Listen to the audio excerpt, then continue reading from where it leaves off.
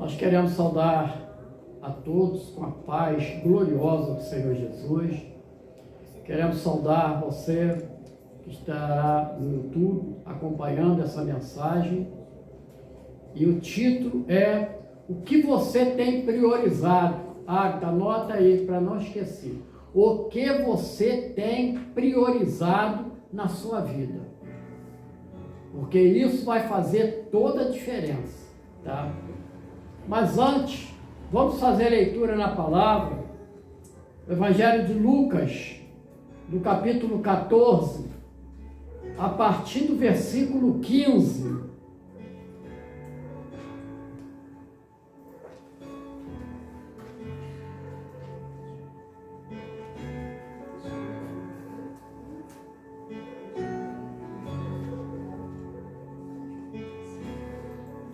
Leamos. E ouvindo isto, um dos que estavam com ele à mesa disse-lhe: bem-aventurado, porque comer pão no reino de Deus.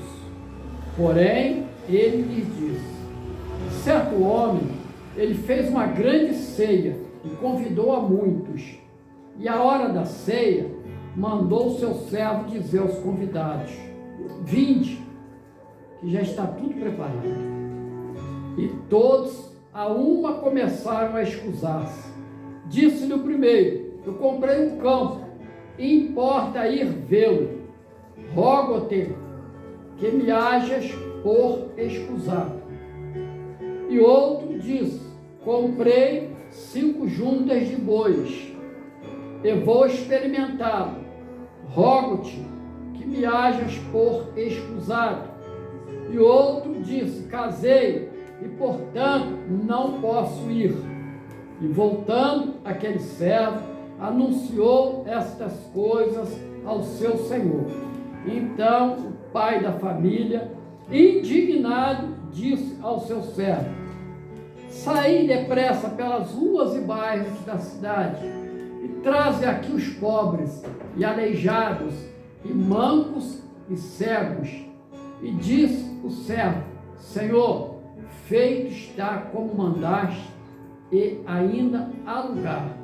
E disse o Senhor ao servo: saí pelos caminhos e valados, e força-os a entrar, para que a minha casa se encha.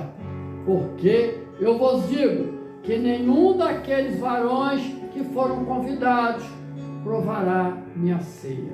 Até aqui, louvado e glorificado é o nome do Senhor, né?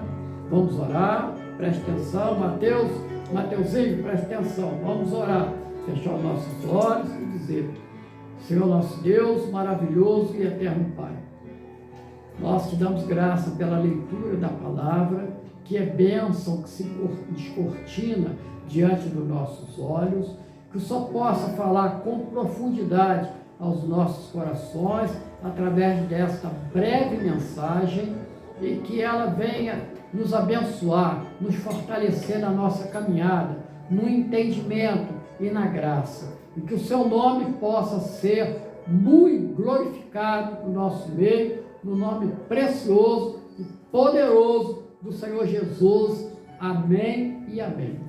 Glória a Jesus. Louvado seja o nome do Senhor. Então, o título da mensagem é: o que você tem priorizado na sua vida. O que ocupa o primeiro lugar na sua vida.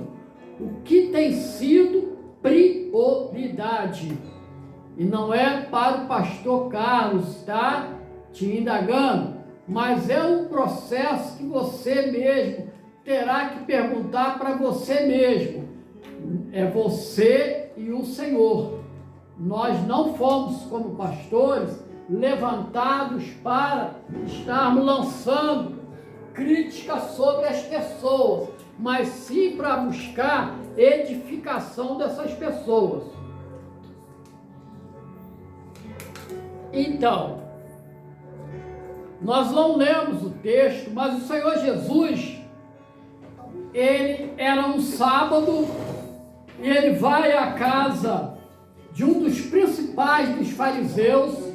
Os fariseus eram membros de uma seita judaica. Fariseu quer dizer separado. Eles se separavam completamente, tá, daquela casta, e eles tinham ali um predomínio no sinédrio, tá? Pois bem, então o Senhor Jesus, ele entra ali num sábado na casa daquele fariseu para comer o pão. E eis que ali se apresentava um homem hidrópico. O que é isso? É um homem que ele tinha uma enfermidade com bolhas na pele. E era sábado. O sábado, na lei judaica, não se podia fazer nada. Então o Senhor Jesus, ele está diante desse quadro. E ele chega e pergunta para eles: é lícito curar num sábado? Eles se calaram. E na mesma hora, o Senhor Jesus, ele vai e cura aquele homem. E deixa uma pergunta para eles, dizendo: qual de vocês, que um animal de vocês caindo no buraco num sábado, vocês não vai lá para resgatá-lo?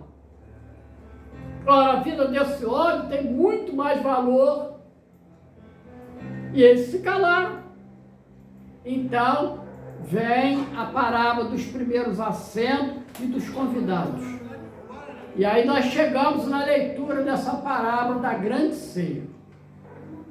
Há uma ceia preparada na eternidade, nos aguardando, para as bodas com o Cordeiro, para as bodas com Jesus, aonde você vai viver eternamente, tá? Ali não haverá doença mais, não haverá mais dores, não haverá mais morte, não haverá mais pranto, lágrimas. Lá tudo será puro amor.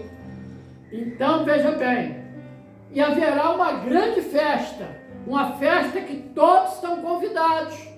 Entretanto, o Senhor Jesus, ele diz assim: está tudo preparado. E aquele senhor aguardava que aqueles que haveriam de honrar aquele convite, que aceitassem, porque eles não precisariam fazer nada. Você, meu amado, minha amada, não precisa fazer nada, já está tudo preparado. Então, aquele primeiro convidado, ele disse assim: eu não vou poder ir não, eu não vou poder ir não, porque eu comprei um campo, é como eu comprei um terreno, eu comprei uma casa, eu comprei algo no mundo e eu preciso ver. Que desculpa, meus amados, que desculpa. Vamos imaginar aqui. Quem aqui compraria uma casa, ou um terreno, ou um campo, sem conhecer? Antes de você comprar, você vai verificar se é um bom lugar, se é exatamente o que você quer. Então veja bem, você vai comprar primeiro para depois ver. Uma desculpa que não cola, tá? Mas vamos lá, já estou trazendo para a linguagem de hoje. Mas teve um outro que teve uma desculpa também. Ele disse assim: eu comprei 5 juntas de boi, eu preciso experimentá-los. Mais uma desculpa, perdão a palavra, mas esfarrapada. Porque como você vai comprar 5 juntas de animais se você não conhece a qualidade daqueles animais? Então, mais uma vez, eles inventam algo para não aceitar aquele convite. E finalmente, um terceiro tipo de homem que diz assim: olha, eu casei e agora não posso ir. O casamento nunca foi empecilho para que alguém possa aceitar um convite tão honroso. E aquele dono da festa, ele fica muito triste. Imediatamente ele chama o seu servo e diz assim: sai depressa pelas ruas e bairros, sai depressa, da cidade, traz aqui os pobres, aleijados, mancos e os cegos. Porque um dia, meus amados, eu confesso, de que esse chamado me alcançou. Ele me alcançou porque eu, na realidade, eu era pobre, porque eu não tinha herança. Eu não tinha herança. As riquezas materiais, tudo passa. É temporária. Mas agora, nós temos uma herança no céu. A palavra diz, ruas de ouro, rios de cristal. Louvado seja o nome do Senhor, né? Então, veja bem. E aleijados. Ou seja, eu caminhava com dificuldade. Eu pensava que estava tudo bem. Mas o meu caminhar era um caminhar pesado, penoso, pautado pela ignorância. Olho por olho, dente por dente. Se alguém falava mal comigo, eu falava mal também. Os aleijados, os mancos, não é? Tudo isso, aquele que anda com dificuldade e cego. O cego espiritual é aquele que não consegue ver em Jesus o Rei de suas vidas. É aquele que não consegue ver que a salvação, ela é premente, é um perigo o homem morrer sem salvação. E às vezes, nós não nos damos conta. Nós vamos receber essa oportunidade muito tempo mais tarde. E outros não vão receber essa oportunidade. Parte antes de receber. E aí a condenação, ela é certa. Então nós precisamos ter cuidado. A igreja hoje é muito mais fácil eu pregar para todos aqui prosperidade. Porque é muito bom ser próspero na vida. E Deus quer que você seja próspero. Mas não por milagre somente, mas pelo seu esforço, por aquilo que você está se preparando, está se condicionando, aqui mais tarde, uma porta maravilhosa, um alto salário, com estabilidade, você vem alcançar. Também, meus amados, nós precisamos entender e ver de que qual é a voz que nós estamos ouvindo. É a voz do mundo? Das músicas sem compromisso? Ou é a voz do Espírito Santo lançando nos nossos corações os louvores que dão vida? Vai fazer toda a diferença. Porque é interessante, aquele homem hidrópico, olha só, aquele homem hidrópico, ele tinha uma enfermidade. E aquela enfermidade,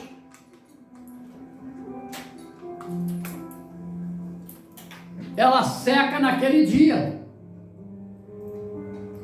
Mas nós temos uma enfermidade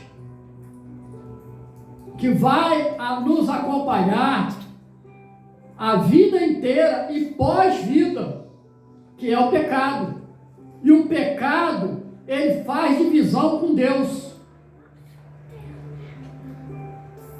Ele pensa que fala com Deus, ele pensa que ora para Deus, mas Deus não ouve pecadores. Mas, pastor Carlos, o que eu preciso então fazer? A resposta é muito simples. O evangelho é de uma simplicidade. Primeiro eu tenho que conhecer que eu tenho uma enfermidade mortal, que é o pecado. O pecado me levará para a morte eterna. E eu preciso de um remédio que me cure. E esse remédio, conforme nós explicamos durante o louvor, é o sangue derramado por Cristo na cruz do Calvário. Ele derramou em nosso favor, nos comprando para nos dar uma vida eterna, nos curando, fazendo com que nós tivéssemos um novo nascimento, e com esse novo nascimento, o Espírito, ele foi recriado e nós passamos a ter comunhão com Deus. Então, veja bem, e a palavra diz que nós passamos a estar em Cristo, Cristo em nós e Cristo no Espírito Santo, e nós e Cristo e o Espírito Santo em Deus Pai. Então nós passamos a algo hoje incompreensível, mas um dia na eternidade nós vamos entender isso. Ao ponto que um certo homem, ele teve essa experiência terrível num dia em que ele morreu, diz a palavra. Não é a mensagem de hoje, mas ele ali, num sofrimento eterno, ele levanta um clamor. Ele diz assim: Senhor, peça para que o mendigo molhe ali a ponta do dedo dele e coloca nos meus lábios, porque eu estou queimando. E a resposta foi impossível. Impossível. Porque há uma divisão entre aonde você está e aonde está o que era mendigo. Meus amados, então ele clama: aqui manda alguém na casa dos meus pais, da minha família, e diz que a perdição é real, o inferno é real, a vida eterna é real. E a resposta para ele foi: impossível. Eu enviei profetas, eu enviei pregadores para te alertar, e você não aceitou. É triste esta constatação. Então, a palavra daquele senhor, chefe da família, ele diz assim, o servo chega para ele e diz assim: Senhor, está tudo feito como você mandou, mas ainda há lugar. Esse lugar que ainda há é para mim, é para você, para cada um de nós, que ainda há lugar. Esse Deus é tão maravilhoso que ele não fecha a porta para quem o busca. Todos nós estamos aguardando esse grande dia para transpormos a porta e ouvir uma voz maravilhosa do Senhor Jesus dizendo: vinde, benditos do meu Pai, possuí o lar que já vos preparei. Isso é real. Isso é real, isso não é religião. As igrejas, de uma maneira geral, não estão pregando isso. É melhor pregar riqueza, é melhor pregar libertar disso, daquilo. Mas nós precisamos mostrar que há um perigo. A sua alma corre um perigo. Você corre um perigo. E você precisa fugir desse perigo agora, porque você tem um Salvador. Louvado seja o nome do Senhor. Então, o Senhor é do seu servo: ainda há lugar? Sim, Senhor, tem lugar. Então você faz o seguinte: sai pelos caminhos e valados, vai lá, porque força-os a entrar. É uma palavra grega que é agakinazo, força-os a entrar. Mas o forçar aqui não é pegar a pessoa pelo braço, pela mão e obrigar. O forçar aqui é você receber uma mensagem que você corre perigo. E é esse perigo que você precisa fugir. Ah, mas eu estou muito bem, eu estou cada dia crescendo mais na vida. Mas cuidado, que essa vida um dia vai acabar. Porque ninguém vive eternamente. Então eu preciso dar uma motivação à minha alma, para que ela glorifique a Deus e ela me leve ao caminho da vida. Porque o Senhor Jesus, em João 14:6, ele diz assim: eu sou o caminho, eu sou a verdade, eu sou a vida, e ninguém pode ir ao Pai senão por mim, só através de Jesus. Então, meus amados, forçam-os a entrar, para que a minha casa se encha. Porque aqueles convidados que recusaram, a palavra diz que nenhum deles provará a minha ceia. Louvado seja o nome do Senhor. Que grande bênção. Porque você ouviu, você está vendo aquilo que Deus está fazendo. É necessário que essa palavra, ela percorra em todos os segmentos da sociedade. Estamos vivendo um caos moral. Estamos vivendo momentos rudes, difíceis, de incompreensões, de violências, de tudo quanto é tipo de covardia que o mundo está experimentando. Você sai de casa hoje para trabalhar, você tem dificuldade de saber se vai voltar. Ainda essa semana, um jovem pegou um mototáxi para ir para o trabalho e foi alvejado 5 vezes nas costas e o motoboy 3. Ele morreu ali naquele lugar. Foram confundidos com pessoas sem lei. Foi confundido, mas a vida não volta mais. Então nós precisamos estarmos aos pés do Senhor. Não sabemos o dia, não sabemos a forma e a maneira com que Ele vai nos chamar. Mas uma coisa é certa, é que Ele um dia nos chamará. Um dia o livro da nossa existência se fechará. E ao se abrir, será na eternidade. E lá todas as nossas obras serão descortinadas diante do nosso Deus. Que Deus possa nos abençoar ricamente com a paz gloriosa do Senhor Jesus.